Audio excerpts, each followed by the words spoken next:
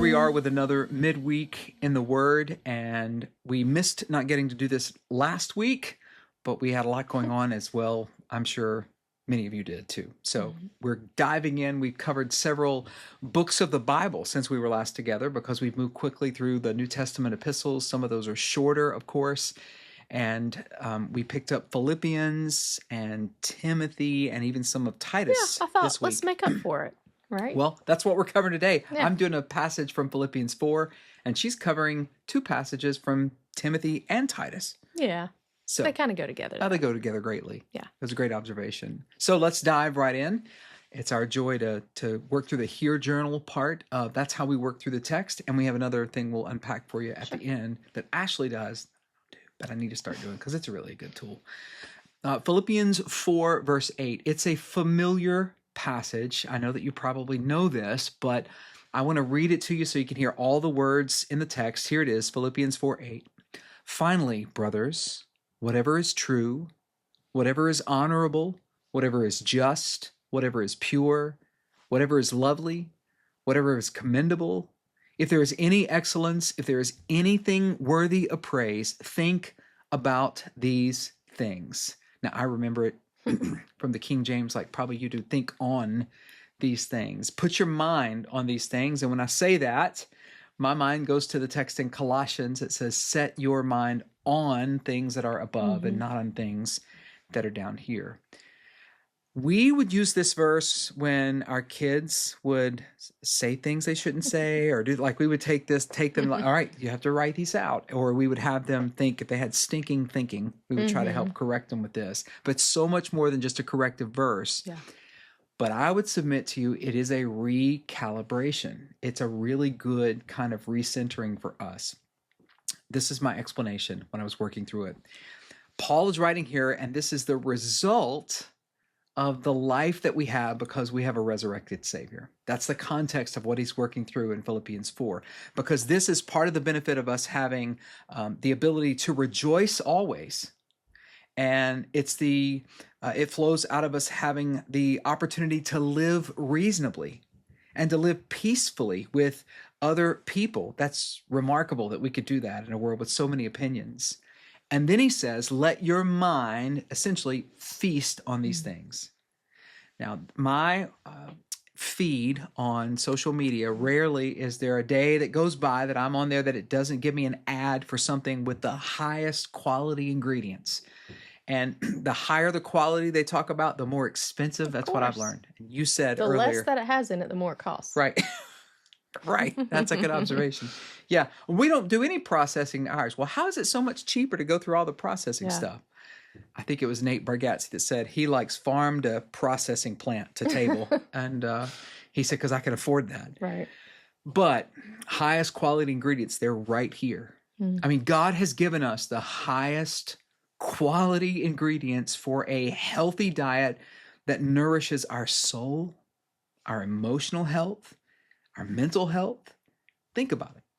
What things are true and honorable and just and pure and lovely and commendable and excellent and worthy of praise. What if that's what we meditated on more than anything else? Well, God revealed that to us in his word, of course, and also creation points back to the reality of his word, and also in relationships that are saturated with God's presence. That church, family, covenant relationship that we have is a great revealer of this.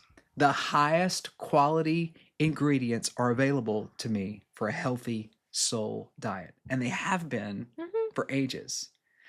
So when I'm veering here or there and my mind, it's hard for me to get my mind in order, I just need to look at what I'm eating. If I'm suddenly 5 or 6 pounds heavier, it's not because I've been consistently eating the same healthy things all the time. It's because it's Thanksgiving. Well, there's and that. I had 3.5 tons of Brussels sprouts and turkey, and like it was so good, right? Everything was so good.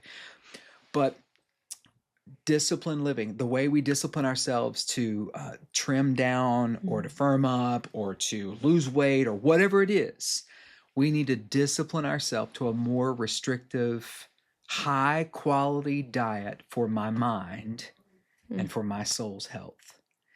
Those are so important. That was my response. I kind of said we, us, but it was really for me.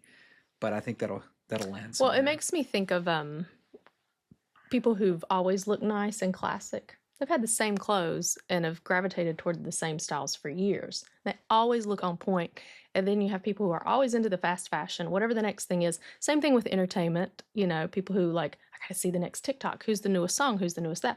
And it's never enough. Right. You're never satisfied because it's all cheap junk that gets manufactured so quickly.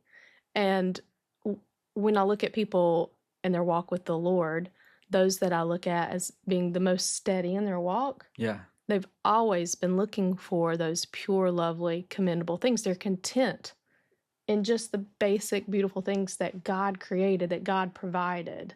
That's another thing that we've been reading is, you know, everything is good that God created. Like, and a lot of times we look at these verses and think, oh, I can enjoy anything. Well, God didn't make anything for you to enjoy. Right. There's a lot of junk. Right. And so if we just get back to the main things, it's right there. And yeah, there's so much peace to be had for our mind and our hearts and our souls. You know, another thing it does when you were saying that about the people who are stable and consistent, they're also very comfortable not keeping up with stuff. Yeah. Boy, there's such freedom in that when you're like, hey, have you heard so-and-so? And they're like, no, I haven't. And they're not trying to be dismissive, but judgmental or dismissive. No. They're just like, no, I can't track with that. Like I had to give that up.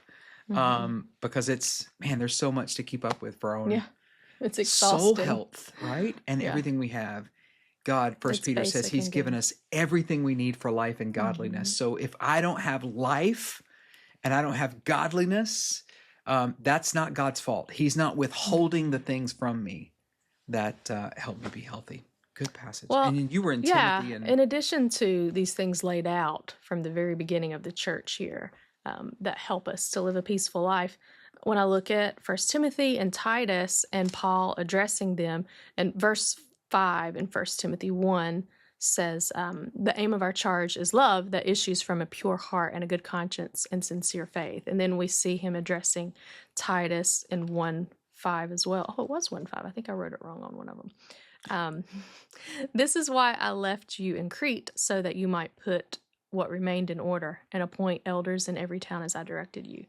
So there's this thought of there needs to be order, and this is what it looks like. There's already deception and problems and things creeping in and around the church, and it's so early in the church, you know? And here we are, 2025. I think we remarked earlier when we were talking through this that what a kindness of the Lord that we get to see the ick that was happening, some of the problems, because if they're already establishing how to handle it then, guess what? There's ick and yuck now, and here we are. This is how we deal with it. So what are the things they're dealing with? They're talking about establishing leadership, what church dynamics should look like, what they shouldn't look like, what you tolerate or welcome, and what you get rid of.